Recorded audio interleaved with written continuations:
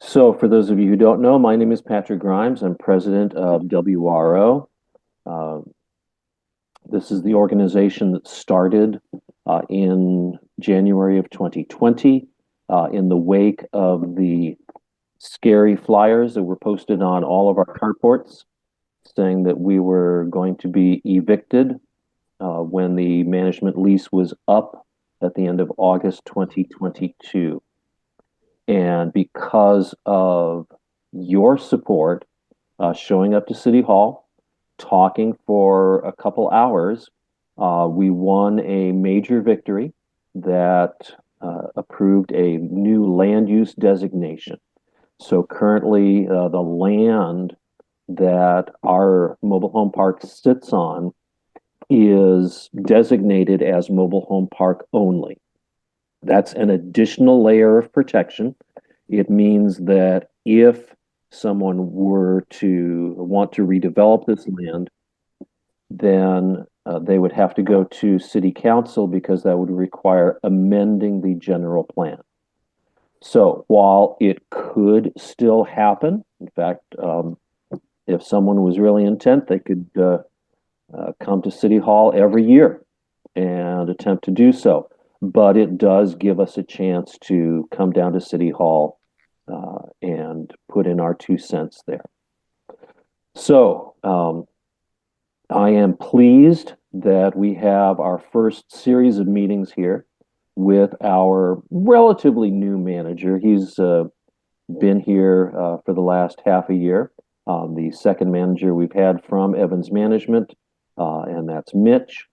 We had a meeting on Thursday night at Hermitage Clubhouse. We had a meeting Saturday morning at the El Boss Clubhouse, which unfortunately had to be cut short because of an emergency that Mitch had to attend to. So we very much appreciate that he is responding to the emergencies that occur. So we've done this a couple times before. So Mitch has knows the things that we're interested in, and he has some notes prepared. And he's going to run through the things that he's done in his tenure. He's going to talk about the plans for the future. I will come back with follow-up questions, and then we will open it up to questions from any residents in attendance. So if you would like to start noting your questions, you can type them in the chat window. And then when it's time, I'll go back and review those. So without further ado, let me introduce Mitch, our park manager. All right. Hi, everyone. Thanks for joining us on this Zoom meeting hosted by the West Winds Residents Organized Group. And thank you to the board members of that group. So I want to make this as succinct as possible. The last time we had a meeting, someone accidentally backed into their gas meter and broke it. And I'm hoping, fingers crossed, everybody's safe for the next hour and we can get through this meeting. Just a little rundown. My name is Mitch Carr. I previously worked under a different park that is under the Evans Management portfolio of parks that they provide management services for prior to moving here, which was over on the Central Coast. And I am fully employed by Silicon Valley Village, which is the ownership company. And then management service is Evans Management Service, and they provide support for specializations in mobile home management, mobile home park management. So they also provide our accounting, our financial strategy, our legal background and support, and interact with ownership for higher level considerations of their vision, the owner's vision for the property. And so when I got here, I was filling in for someone who unexpectedly passed away with respect to Mr. Pierce. And I did not know him, so I want to respect the memory of him and those who did know him personally. Um, I was picking up a lot of projects that were on his plate, and we are still working on many of those projects. My job basically entails a combination of things. I oversee the administration of lease agreements and the leasing process here. I have one support member, Patrice, who is actually the retired office assistant's daughter. And I'm really glad Patrice was here when I got here. She's a huge help here in the office, and it's something that I don't have at other parks I've worked at because they're usually pretty small operations. So our focus is also on the infrastructure and responsibilities of property management of a mobile home park. And that's where a lot of the things that don't necessarily impact residents fall under unless things aren't going well. The park is roughly about 50 years old, and there's a lot of things that need to get repaired and improved on just because of the age of the property. Those include removing sediment that's developed over decades from the pond so that it can properly act as a retention pond for the water throughout the park to go to before we pump it into the city's water system. We also have to do a lot of road work, and that is one of our goals this year, especially. We'll probably be doing about 5 times the amount of road work we've done over the last 2 years. And those will be in areas where we are trying to make a difference in the ability for water flow to leave the streets and head to the storm drains. We'll also be removing trees this year, and I've said this before, I'm not a fan of just removing trees. I still respect them as living sentient beings of some respect. And unfortunately, these trees that were planted when the park was first built no longer have space to grow without jeopardizing the streets, the gutter systems, and the home sites themselves. So there's something I'm trying to take strategically so that it doesn't impact areas of the park too much, because I think that the trees also add a lot of character to this established neighborhood that we all live in. And I think that's something I appreciate as a manager who has been asked to live here.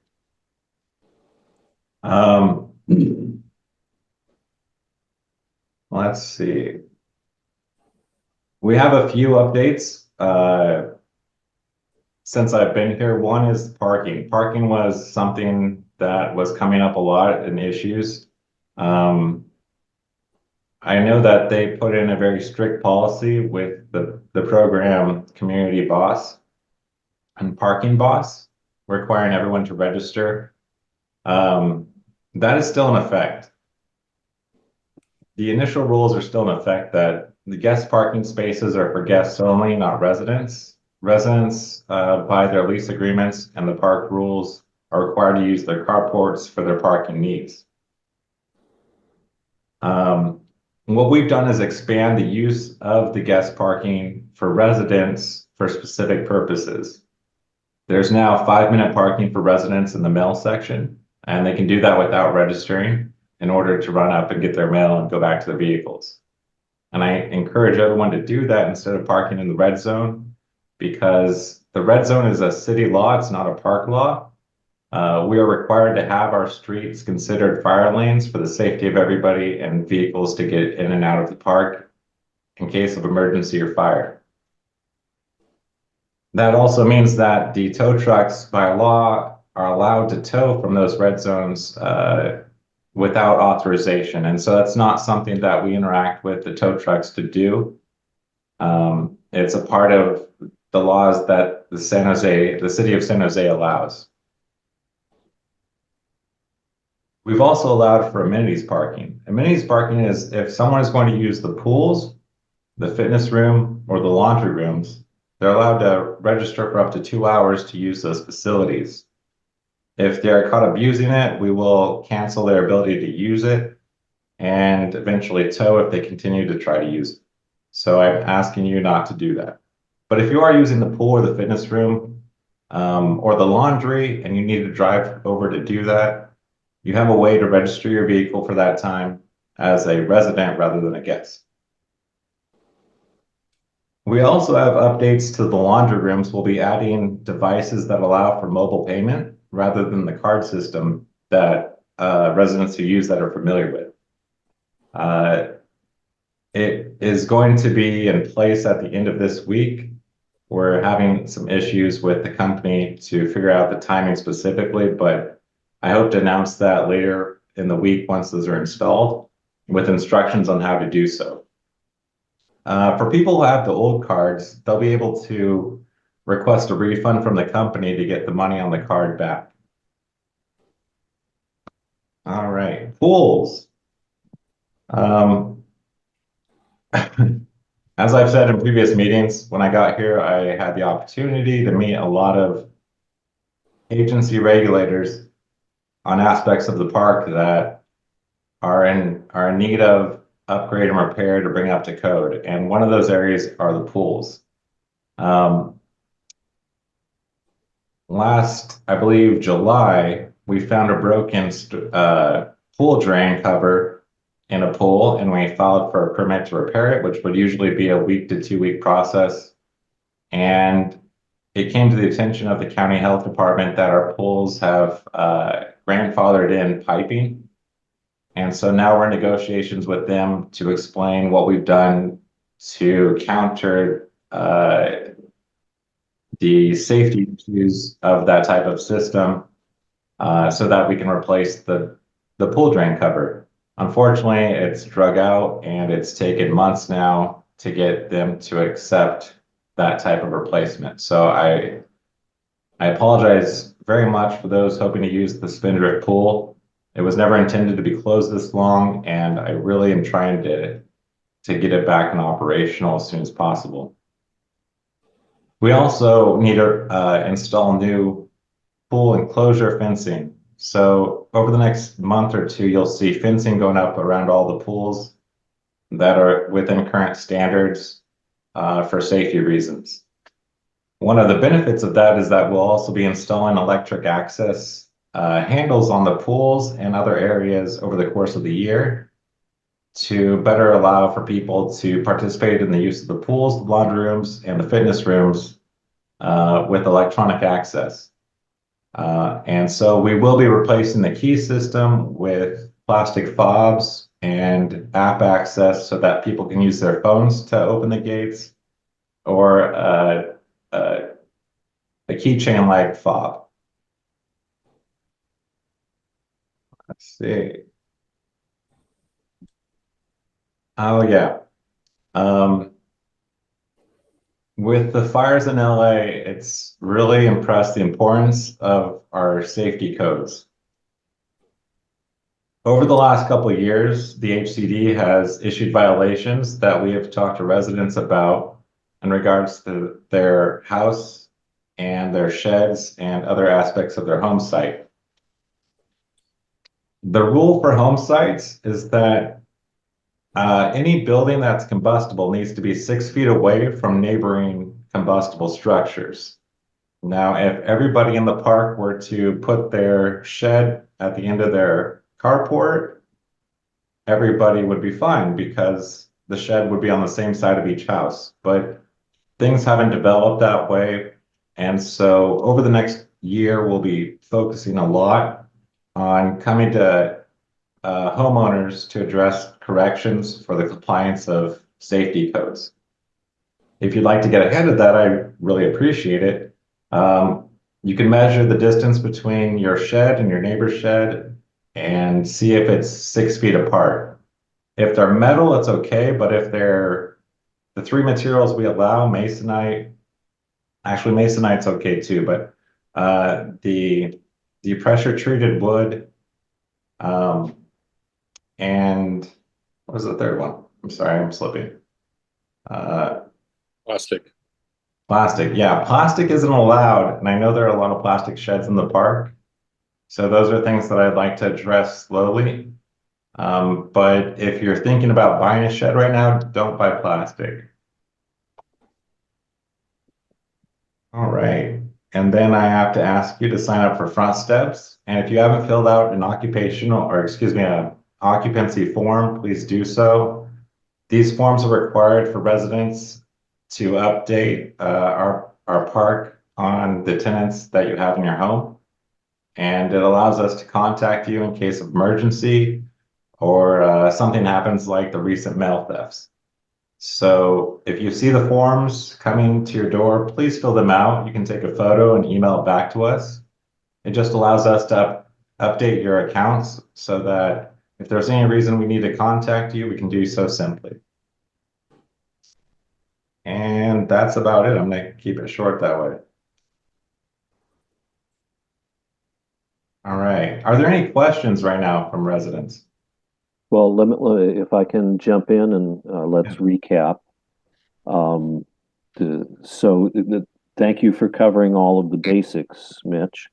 In terms of parking, thank you for adding the new resident-specific parking abilities. I would like to review guest parking because that seems to come up on a regular basis.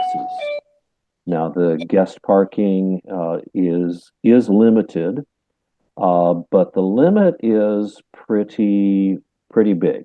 I think I calculated at one point that you could have the same guest driving the same vehicle visit you 5 days a week for 2 hours at a time, and that would be within the limit that you have for that vehicle. And in fact, you've made some changes to the parking attendant to allow people to sign up for a certain number of hours rather than for a full day at a time. Anything else that you want to add to that? No, but thanks to the cooperation of residents to participate in the parking system, it's allowed us to be more lenient. I attempt to contact people before we have to authorize a tow. We've allowed a warning. So if you get or if your guests get a warning sticker, the first time it's just to let them know that they need to use it. We are not trying to punish them in any way. It really is a way for us to communicate with those people who are not familiar with it, might have not seen the sign, to participate in the registration. There are times where people might steal a car and drop it off here, and we don't know whose it is. And so we still need to make sure that we're not allowing vehicles to sit in the guest parking that aren't actually guests of residents here. I saw a question just now about the park's emergency plan. Yes, so as a mobile home park in California, we're required to have an emergency preparedness plan and to notify residents and allow residents to have a copy of it. I'll be going over the emergency preparedness plan for this park in the near future and providing it to residents over the next few months. A lot of it is some basics about emergency prevention and preparedness that's provided by the state. It also includes contact information, but I reckon, sorry, I'm tired. I recommend signing up for front steps because that will be the way I'm able to notify people as quickly as possible when there is an event that occurs. When the power went out because of a shutoff nearby, PG&E is pretty quick at posting that there is a power outage. But when that power goes out, we're pretty limited too in being able to respond to questions about it. We only have a little bit of time on our phone's battery before we no longer are receiving calls. And so I try to communicate as much as I can through front steps at that time. It's something I can do from my mobile phone, even if all of our power goes out here. We also will have a map with exit plans or exit points, which will be the entrance and the Zanker field area. If there's a need for us to evacuate the park, we will be unlocking the gate in the back of Zanker and Spindrift to allow people to exit onto Zanker as well as the front entrance. Was there any other questions from that one there? Or any follow-up questions about the emergency preparedness plan? Well, kind of related to entrances, you haven't yet talked about security. So we are aware that there is now a security camera installed in the mailbox area where we've had the thefts. Uh, Yeah, thanks. Liuba? Hi, Liuba. I'm sorry if I'm pronouncing that incorrectly.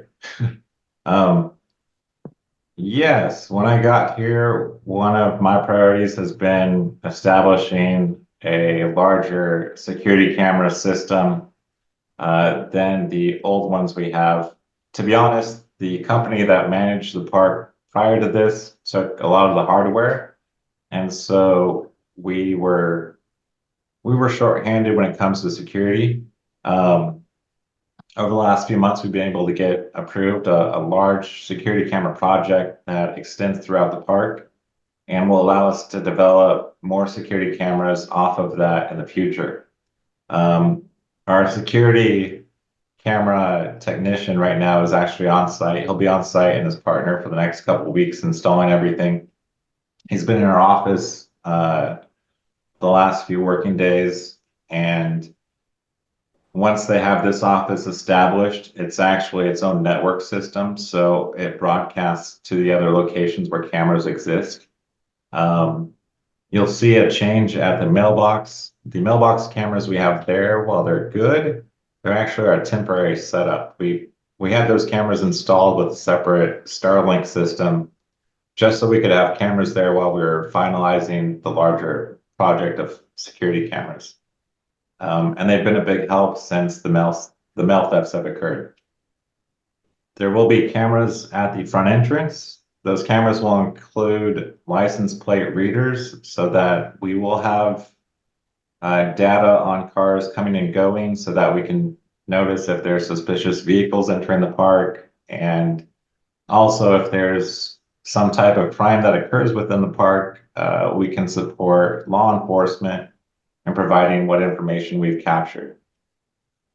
In the instances of the mail theft, I've gotten to know some of the postal workers pretty good, actually, more than I expected. They've been really kind and helpful. I also understand they're working within a system that is huge and challenged by politicization. And so I ask you patience with the Postal Service workers. They're doing their best. The postal inspectors have been great at responding to us, and we can provide them our videos, and they work with federal and local law enforcement to respond to those. Yeah, as far as security goes, though, we also have added another security patrol time. I don't want to go too much into when security patrols are happening or where they are in the park, but we have increased that since the mail thefts have been occurring. And yeah, let's see, we'll have cameras at all the common clubhouse facilities, and we'll have cameras in the Circle Park area and at the entrance for the moment. Postal informed delivery. Oh yeah, and please sign up for informed delivery. When I had my mail theft, or when I had my mail stolen the last time, it was useful for me to know what letters were stolen. And it's a free system by the Postal Service that shows an image of all the letters and parcels that come in every day they come in.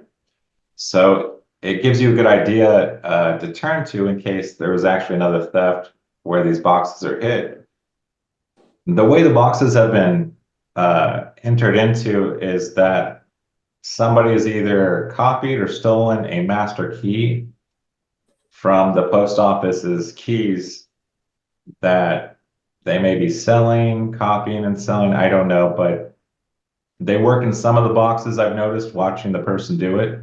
They don't seem to work in all of the boxes. And I've requested to the post office that they replace these locks. I know that it's something bigger than any postal worker can actually do themselves because they have thousands of locks they use the same key for in this area. But as as someone who has had their mail stolen, any residents, I would welcome you to call the post office and ask that too, if you're having to contact them or the postal inspectors for identity theft and stolen mail. Yeah, and let me also reiterate, as Mitch has said, yeah, they really don't want to go through the expense and hassle of changing the locks if they don't have to. So if you've had your mail stolen, you need to report it and complain to the Postal Service so that we can build some pressure on that. Now, Mitch, you said you provided the security footage to the postal inspectors and the police department. So Crystal asks, any updates on the thief? No updates. They have what information we have. Yeah, the law enforcement is one way, and with respect to them, I'm not trying to get information from law enforcement. When police are on site, they have there's nothing that holds them to notifying us about it. And I think that's for the privacy of those involved, and I respect that. So we get very limited information from law enforcement, and there's times when they're here on site that we don't know about it unless someone says they're here. Um, and I mean, that's just the way it is. We try to work with law enforcement to the best of our abilities when a resident is victimized, and I'm hoping these cameras give us more support in doing so in those instances. But it's a bit of a one-way street as far as information goes. I don't think we would hear about it Right. unless maybe they found the mail that belongs to us. I don't know. I have no idea why they would contact us back. We might hear about it on the news if we recognize the guy and they show a picture of him, but yeah, that may be the last time we hear about it. Right. Okay. Cynthia says that she's trying to register on Front Steps on her Android cell phone, and is unable to. So should she talk to someone in the office about doing that, or can you only register on a computer? Do you know? Um, Hold on just a minute. I'm sorry, Patrick. Will you ask that question one more time? I got caught Okay. up reading a chat. Okay. So we have a question in the chat. Someone is trying to register on Front Steps, and they're trying to do it on their Android cell phone, and they're unable to do so. What would you recommend? Should she bring her phone into the office? Should she try and do it on a computer?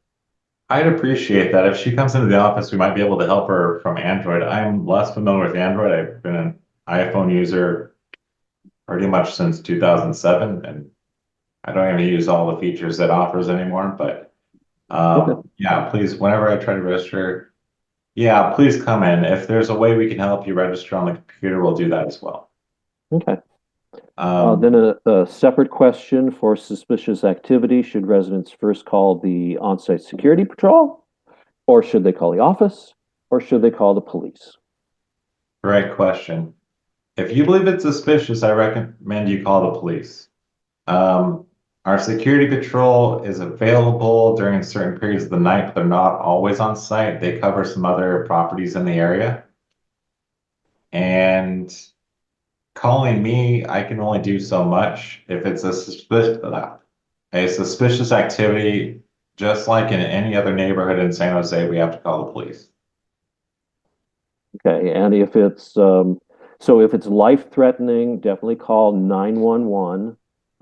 If it's just, I wonder about this, that's more of a non-emergency number.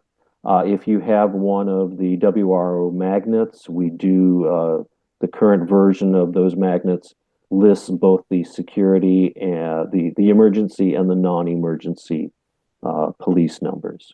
Yeah, there's been times I've been called, and I understand it's a matter of there's certain things I can do, and there's certain things I can't do.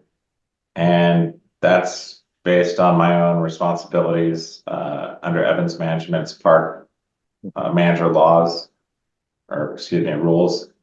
I can't come into anybody's home, nor can our maintenance staff. And so if you have appliance issues, you'll have to call an appliance professional. It's not something we can work on. There's boundaries of property ownership of the coach or the mobile home and the park. And so that's something we have to respect. Also, if it's something with neighbors being loud, that's something I attempt to respond to. I've met people who have been called on for being loud at midnight before here, and I had I think a respectful interaction, and they were respectful in attempting to address the issue. I've also had people report cars that seem suspicious, and I'm happy to run their license plate on our information to see if we can contact them or if they're associated with any other resident.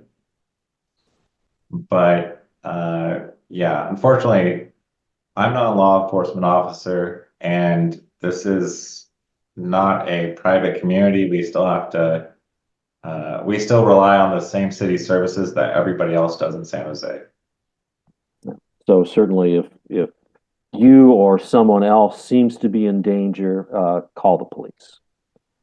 In previous meetings, people asked about the procedures for reserving a clubhouse, and we heard from you, Mitch, that the procedure is you come into the office because there's paperwork you need to sign. If you wanted to have an event at the clubhouse. Yes, I'm working on getting more information forms onto front steps, and we hope to have that updated in the next few months so that there's more self-service for residents if they're looking for a form or information or a FAQ. But at the moment right now, we just need you to come in and you'll need to sign the agreement. We'll take a copy of your driver's license and we'll set up the arrangement for time of the doors to be unlocked. Once we have the electronic access, that will change a little bit. We'll provide you information that will allow you to get in during certain periods of time. But at the moment, yeah, please come in. We still have reservations specifically for Saturdays. We've expanded it to both clubhouses outside of Hermitage. So we have Spindrift and El Bosque available on the weekends. We take reservations up to 3 months in advance, and I recommend that you book it 4 to 6 weeks in advance to make sure a clubhouse is available. We don't take any money from you. There's no deposit. And that's stated in the reservation agreement. Photo of driver's license. We will take a driver's license copy from you, yeah. And that's, yeah. Okay. Daniel O is doing some creative thinking.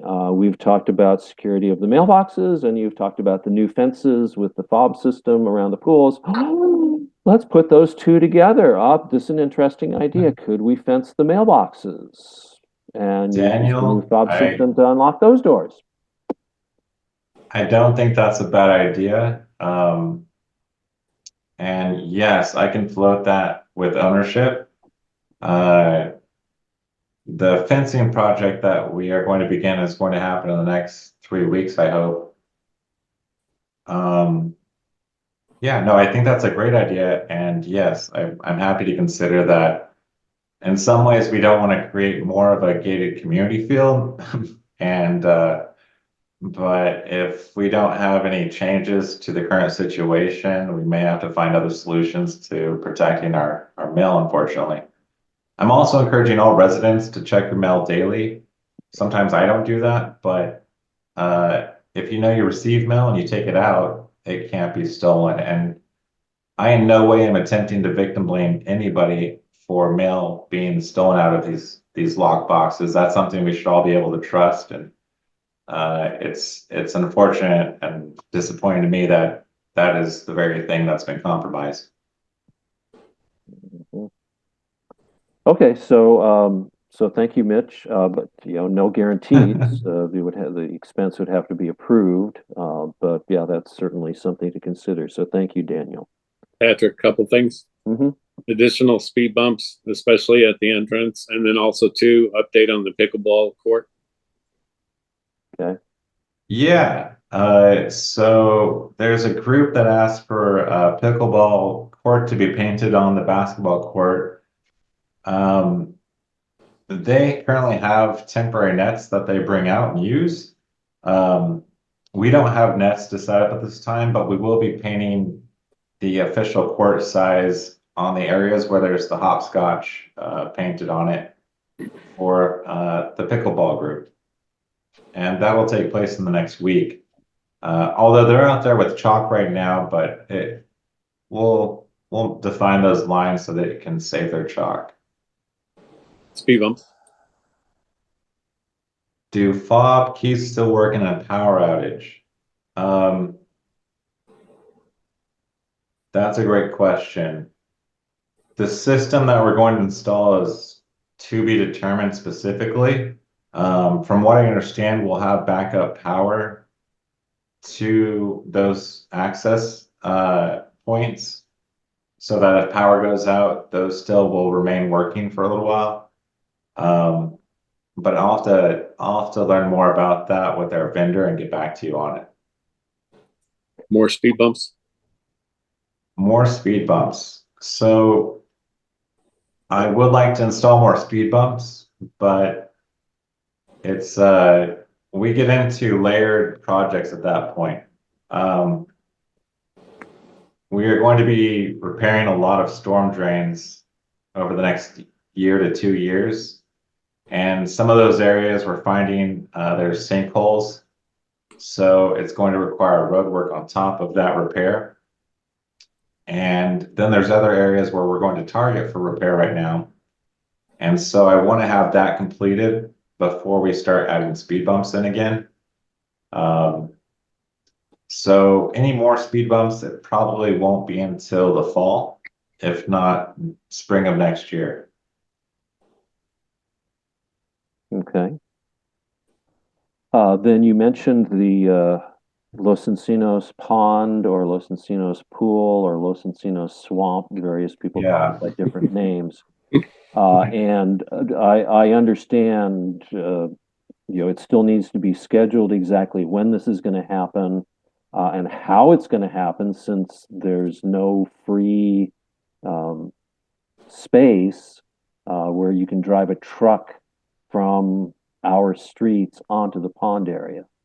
But once that is all figured out, about how long is it going to take for that dredging and whatever other repairs need to be done? Great question. The storm drain is something that Adam of Evans Management, I keep saying Adams Management. Adam Evans of Evans Management was filling in during the time after Brian passed away until they brought me over. And so he was leading with the civil engineer we hired the strategy for that plan. We've gone a long ways. We've picked up multiple bids. It looks like we're going to go with excavation rather than dredging. And there's multiple reasons for that. It's a little bit more straightforward. I think we'll do a more thorough job in getting the retention pond to a level where we can maintain it at that without having this issue come up again over a short period of time. Likely, I hate speculating about this. And so forgive me if I seem like I don't want to tell you, because it might change, and I hate to mislead people on that. Likely it would be a 6 to 8 week project. We've spoken to the 2 households, the homeowners, where we are going to cut in to the retention pond to bring in equipment and remove the excavation material. It turns out the dredging solution, while it seems less invasive, it doesn't have the same impact that we're looking for. And it likely would require a diesel generator running that would also be an inconvenience to residents. So there's not really a benefit as far as it being less invasive or inconvenient for the residents living around the pond. But yeah, that's something that has been pushed back a lot, and there's a lot of we're still working out some of the more technical aspects of it. I foresee it happening sometime between end of March to May, but I'll have more information probably in the next month or two. Okay. And then I think we've already mentioned the emergency notices. So when Evans Management first came on, they were using red flag, which could still be used, is still used occasionally. But for more immediate notifications, front steps is the one that you have direct control over, so that you can send the message yourself. There's no lag time in that. With front steps, you can specify whether you want to be notified by email or by text to your cell phone. And so, Mitch, I'm going to have to talk to you sometime about getting those instructions again so that we can post them on our Facebook page. Also, Yeah. just so everybody knows, when something is posted on Front Steps, I take and either copy and paste or share on Facebook group as well. Yeah, thank you, Dexter. Okay, if I Let me say don't, one thing on that. go ahead. Sorry. Yes, I'm just reiterating what he said, but to clarify, if there's an emergency, we will also need to contact Evans Management Services for that. They control the red flag account, but there's times where there could be a delay and I need to send out a message immediately because there's a broken water main or something that requires immediate water shutoff or a power outage. And so that's why I'm relying on front steps. It allows me to communicate directly as things are happening. But if there's a big event, I will also ask red flag to be sent out too. It just, I have less control over the timing of that. And so, yeah. And most of the time, if we have to turn off water for repair like that, we've been able to make that repair with water shut off between 10 to 15 minutes, at the most 20, 25 minutes on really big issues. We will never try to turn off water before 9 a.m. And so we do take certain precautions if there's going to be some type of utility disconnect to try to minimize the inconvenience that it would have on everybody. And I'm also working to have more communication prior to large construction projects that might be impacting residents and their commuting schedule. It's not perfect yet. There are times where, because I came on, there was already practices in place that some of our third-party vendors have gone into. And so we're moving away from that this year so that we can be better coordinated in communication. That's not something our vendors really think about, but for me, it makes a difference to set appropriate expectations for what's occurring when I can. And so, yeah, that's something that I take very seriously. And obviously, there's a difference between scheduled maintenance and emergencies. So, yeah. And with a 50-year-old park, there are probably going to be some emergencies. Okay, we have a comment from a resident. Communication and notifications have improved so much since you've come on board, Mitch. Thank you. And then we have a question. What about if it's a gas leak and we have to evacuate the park? How long until we get that notification? All right. So first off, there are some things about mobile home ownership that I think I'll homeowners and even residents, if you happen to be someone who's in a subleasing or rental contract with the homeowners, should learn about. Just as if you had any other home, you'd want to know how to do certain things. Shutting off the gas to your home is very simple. Everybody should have a lever on their gas riser, and if they're smelling gas or think that there's a leak, that's often the best place to go, just to make sure that the problem doesn't get worse. In the instance of Saturday, when they backed the car into the gas meter and it broke off, the pipe was completely open, and they took a wine cork and hammered it in and succeeded in closing off the gas leak until we could repair it. And it was a great MacGyver job. A lot of gas can flow out of an open pipe like that. So yeah, this is a difficult thing for me because officially PG&E doesn't respond to homeowners of this mobile home park because they are not individual accounts. I know for a fact that PG&E has shown up for emergency calls. So that's something PG&E is responsible for. I can't. Our process for dealing with gas issues is if you smell a leak, of course, feel free to turn off your gas and give us a call. If it has to do with anything from the ground, the riser and the meter, it's something that we will repair. If it has to do with the hose connected to the meter that runs into your house or any part of the home, that's something you need to call a plumber or other gas professional to repair. If your hot water heater's outside, I will be happy to relight the pilot light for you. I've done that before. Although that's one of those boundaries I'm not supposed to cross for liability and everything else. Yeah. So did I answer the question? What was the question again? I think I went around. Was about notification for gas leaks. Oh, no. Okay.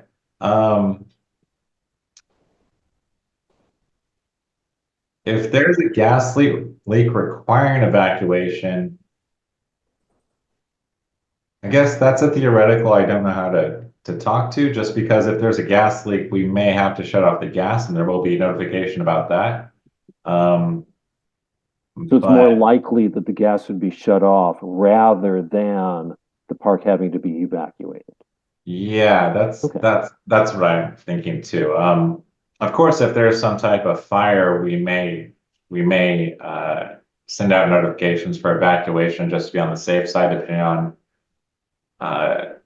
the environment, the weather, and the growth of the fire and when fire response can get here. Okay. Okay, we have another comment. Until there are more speed bumps, can you communicate about the speed limit inside the park? The last 3 words are people drive fast. And I know there's a lot of people hearing that who are nodding their heads. Yes, they do. I agree. So what is the speed limit in the park? Technically, the speed limit in the park is 10 miles an hour.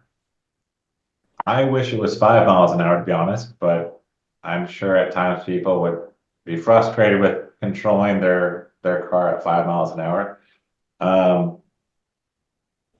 Yes, I'm looking into more ways to encourage slower speeds in the park. Speed bumps will be going in, but yeah, they're going to take a while to go into other areas. If you think there are areas in the park that you think people are going too fast consistently, let me know so that I can consider that for adding the speed bump.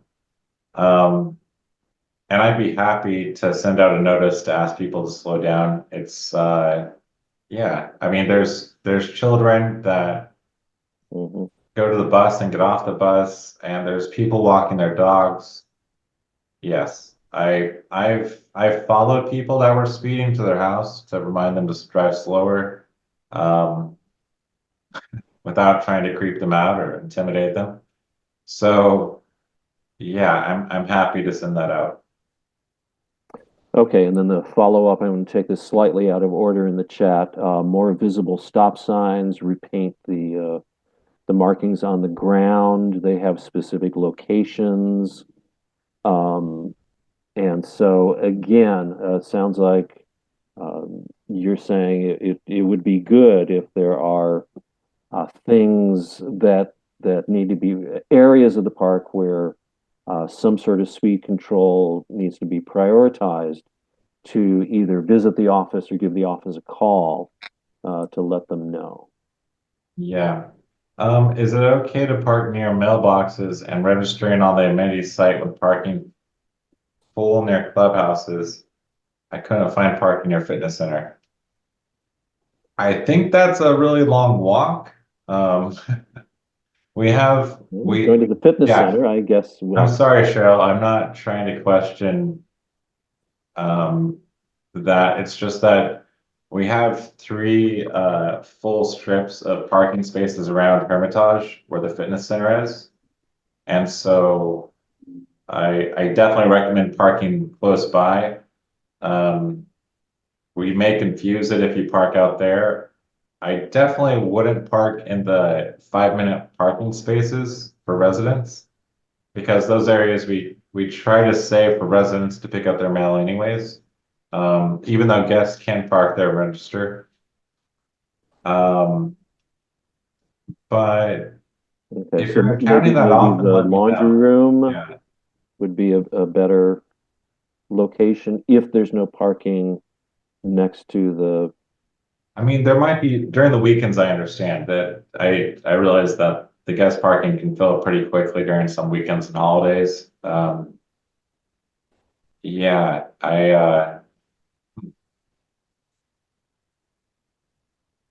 Okay. thanks for letting me know, Cheryl.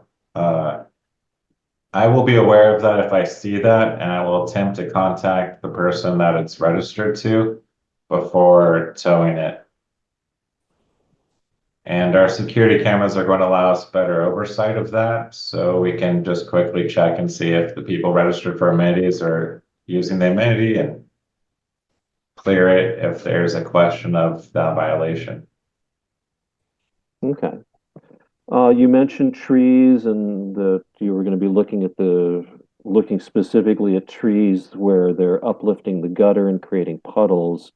But this is more a general question about tree trimming.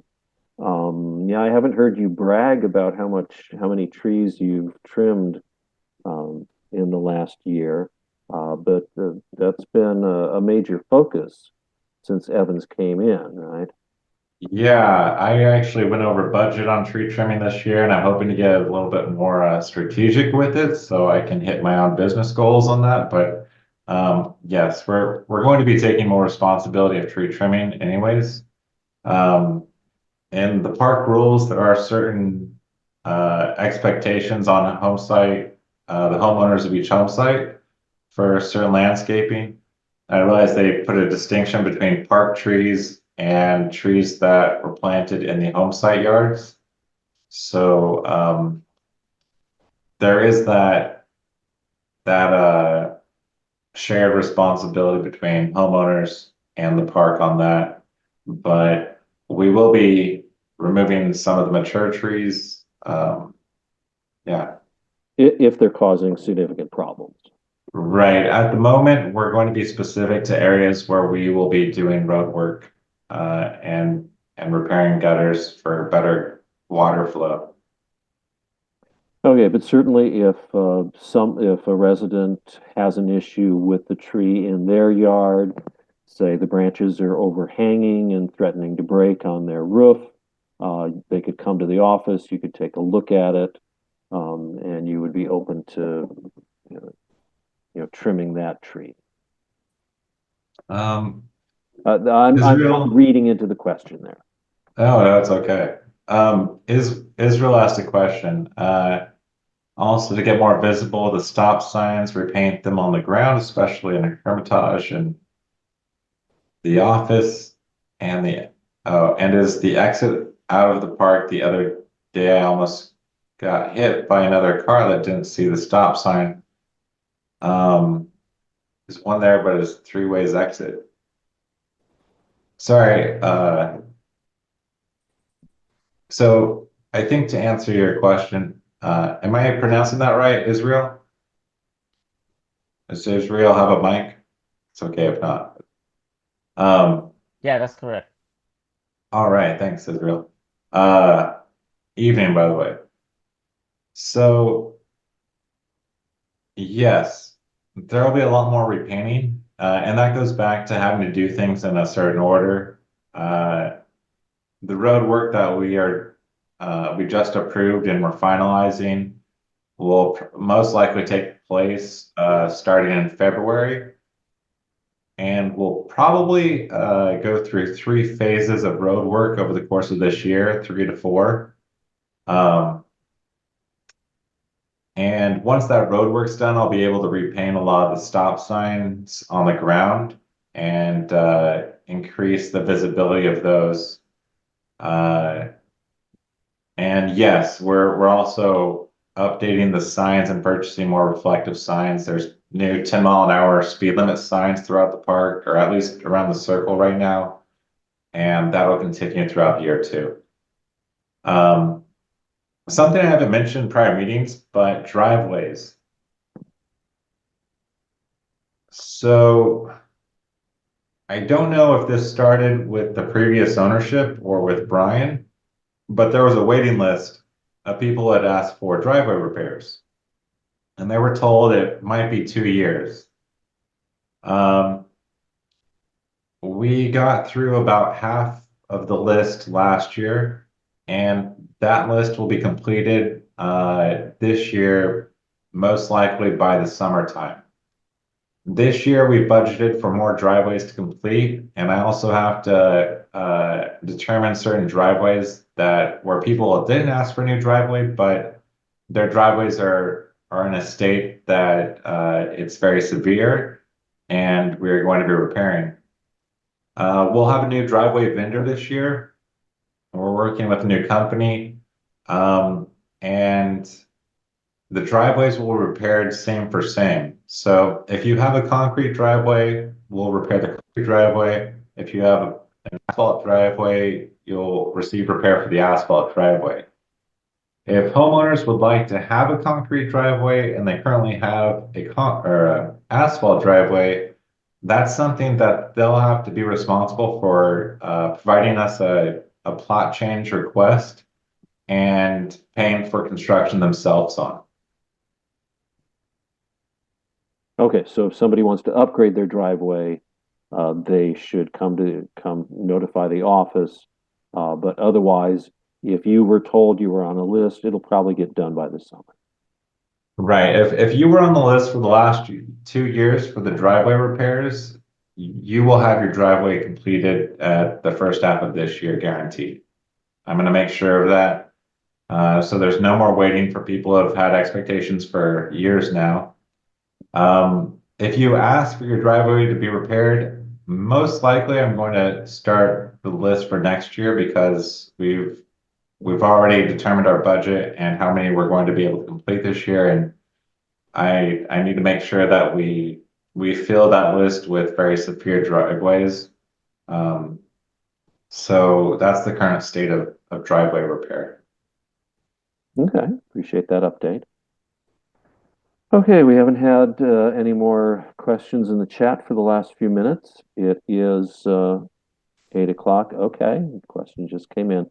I've never had my driveway repaired. Can I call and get on the list? I have a lot of cracks. Yes, please do, Crystal. You can send an email into Silicon Valley Village at SVVMHP at evans-management.com. And we'll either get you on this year's list or next year's list, depending on the severity. And if you don't get on this year's list, I will definitely have you on the list for next year, but we only have a limited amount of spaces beyond the wait list, and I have to do a triage. So it's going to be driveways. I guess it's not even triage. We will save dying driveways, but yeah. Okay. Thank you. Okay, so I want to thank Mitch. This is the first time that we've put him through this process of having multiple meetings, both in person and online. I want to thank everyone who took the time to come and hear Mitch. Again, we've talked about how WRO does try to publicize information through our Facebook page. Residents are welcome to subscribe to that page to be able to see the notices that are posted on there. When you sign up, this is WRO West Winds Residents on Facebook. You will have to specify which of the 4 neighborhoods you live in: El Bosque, Los Encinos, Hermitage, or Spindrift. You have to agree to follow the Be Nice Online rule. Other than that, I would like to again thank Mitch and thank all of you who attended. Have a good evening.